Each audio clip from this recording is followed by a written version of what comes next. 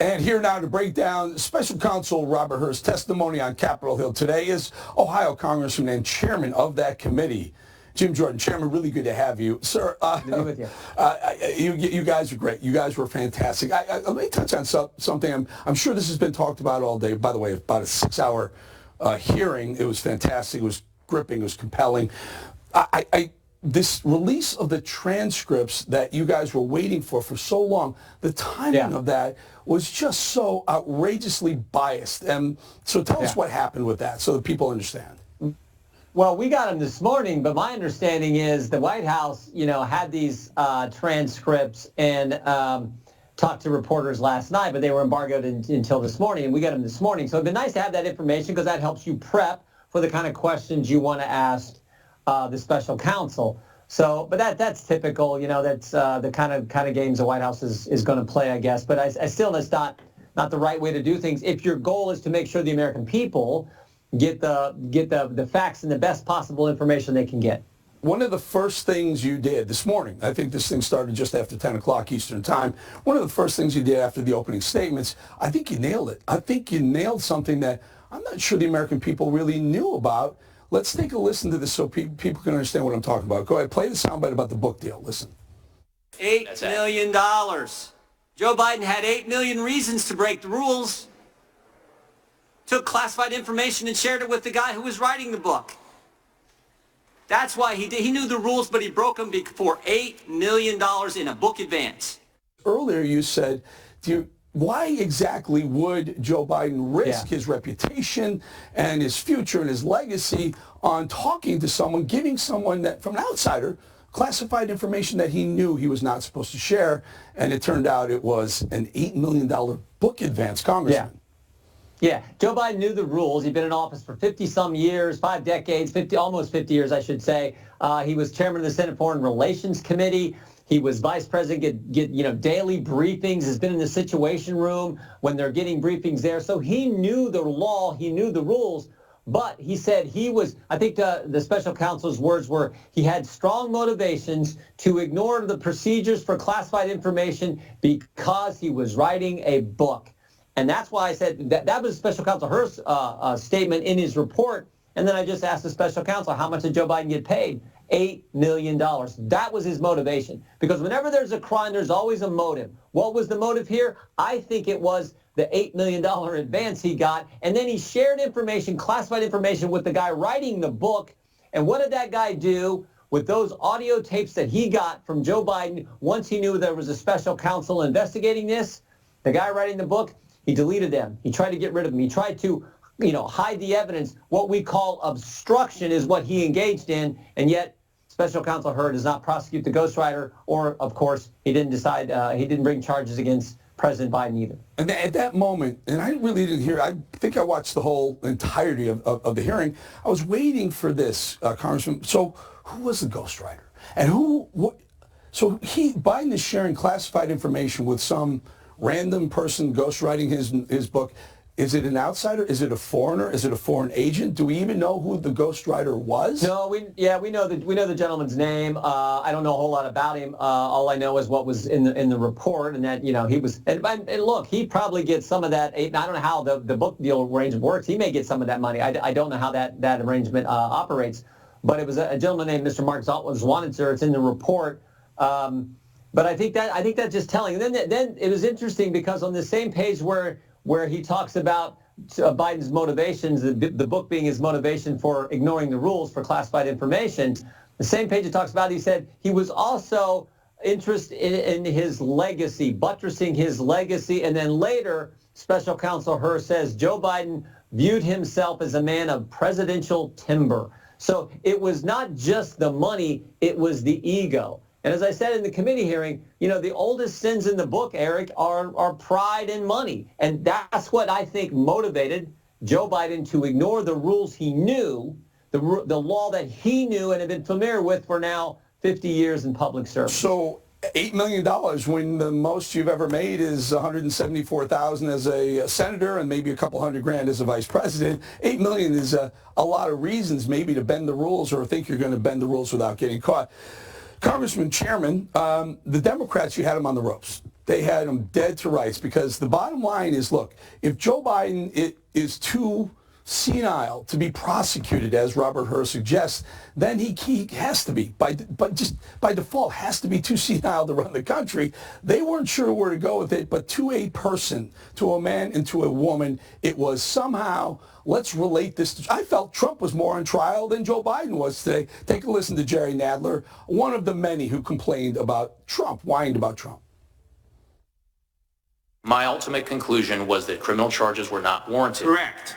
Now let's talk about why. I have limited time, so please, when I say correct or not correct, answer the question. Are you aware that the FBI only learned that Trump was in possession of classified material after the National Archives discovered them? Congressman, I am not intimately familiar with the facts relating to former President Trump. I'm prepared to comment on them to the extent that I address them. Okay. Why did the Department of Justice seek a warrant to search Mar-a-Lago? Congressman, I am not familiar with those deliberations. That is a matter that I had no participation in. Well, I'll tell you, it was because they were concerned that Trump had lied about possession of those documents and might conceal or destroy them. Congressman, Chairman, first of all, is he the most annoying congressman on the Hill? Or what? I mean, he drives me, I don't know what it is about him. It just drives me crazy. He's so biased. I just can't listen to this guy very much. But to a person, Trump, what about Trump? Trump's name had to be mentioned. I'll bet you Trump's name was mentioned more than Biden. Well, certainly from the Democrats, and you knew they would do that. But if they want to make a comparison, how about this? The classified documents that President Trump had were at his home, where there's Secret Service protection. Joe Biden had classified documents. I believe I went through this with Special Counsel Hur at 9 different locations. He had them at the Penn Biden Center here in D.C., but the Penn Biden Center was at 3 different. There was a transition location, then there was the location in the Chinatown in D.C., and then there was the final. So he had them at 3 different locations there. Then it was at the University of Delaware, at the library, University of Delaware Biden Center, and then there was in his home, in the garage, in his office, in the upstairs den, in the downstairs office. I mean, I asked Special Counsel Hur, I said, how many places? I've lost track. I mean, that's I think, a huge distinction here. But here's what's really interesting. In the last 3 election cycles for president, there have been 3 candidates: Secretary Clinton, President Biden, President Trump. All 3 were accused of mishandling classified information. Only one gets charged. If that isn't, and President Trump, if that doesn't show the double standard and the bias against Republicans, the bias against conservatives, the double standard that exists in our justice system, I do not know what does. Late in that testimony, I'm glad you did this. You named all the places: in his home in Delaware, in his garage in Delaware, at the Penn Center, at the University of Delaware. Those were all the places, and others, that Joe Biden had classified documents. And you pointed this out, and this was really important. Trump had them in his private home, which was protected by Secret Service every single minute of the time, and that was so powerful. We're going to tell you what, folks, Congressman Jim Jordan, the chairman, is going to stick around with us. He's being very generous with his time. Just after the break, we have a lot more to get to, so stick around. Ohio Congressman Jim Jordan rejoins us right now. Congressman, very good to thank you for spending so much time with us. Jamie Raskin, Eric Swalwell, Jive. It was one thing after, and Trump. They, like we said in the last segment, I'll bet you Trump's name was uttered more by Democrats than Biden.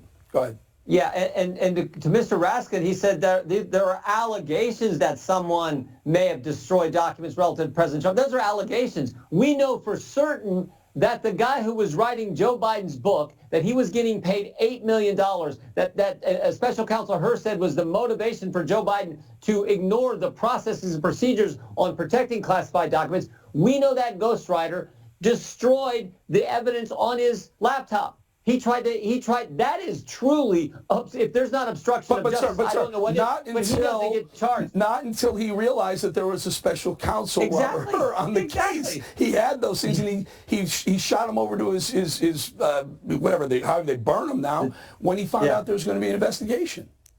Yeah, exactly. And they're going to talk about, quote, allegations against President Trump by the most partisan Jack Smith, who's been overturned by the Supreme Court in another investigation he did, 9-0, for goodness sake. So they're talking about that versus what happened here, where the book writer, the ghostwriter, destroys evidence and he doesn't get charged. All right, very quickly, you're killing it today. You're fantastic. I'm so thrilled that you're chairman of that committee.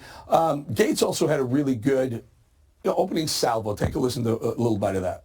Mr. President, why did you share classified information with your ghostwriter? The President, I did not share classified information. I did not share it. I guarantee I did not. That's not true, is it, Mr. Hur? That is inconsistent with the findings based on the evidence in my report. Yeah, so it's a lie. It's just what regular people would say, right? Yeah, all right. So the next one. And all the stuff that was in my home was in filing cabinets that were either locked or able to be locked. That wasn't true either, was it? That was inconsistent with the findings of our investigation. Another lie, people might say, right? I'm not sure what's worse, that the guy lied or where he is mentally. I mean, what kind of character does the seated president have? Yeah, it's not the first time that the White House has said things that were not accurate, but I think you're right on the fundamental point. On one hand, you have the special counsel saying Joe Biden willfully retained and disclosed information, classified information, to people he wasn't allowed to disclose it to, namely this ghostwriter on his memoirs. And then, on the other hand, you have, but we're not going to prosecute him because he's a forgetful old man who a jury would find sympathy for. So it really does, it just doesn't make sense. And then the same guy who is a forgetful old man says in a press conference after the report comes out, I didn't do that. And, of course, the special counsel, after the questioning from Mr. Gates, says, that's not accurate. That's not what we found. So you have all those inconsistencies there. But in the end, the one guy who's getting prosecuted, again, underscoring this double standard, is President Trump. And I think the country sees it for what it is. They see the double standard. They see the attack time and time again that's been happening from the Justice Department on President Trump. Incredible. Incredible. Thank you, Congressman Jim Jordan, chairman of that committee. Appreciate your time. Very, very insightful hearing today, and your perspectives are spot on. Thank you.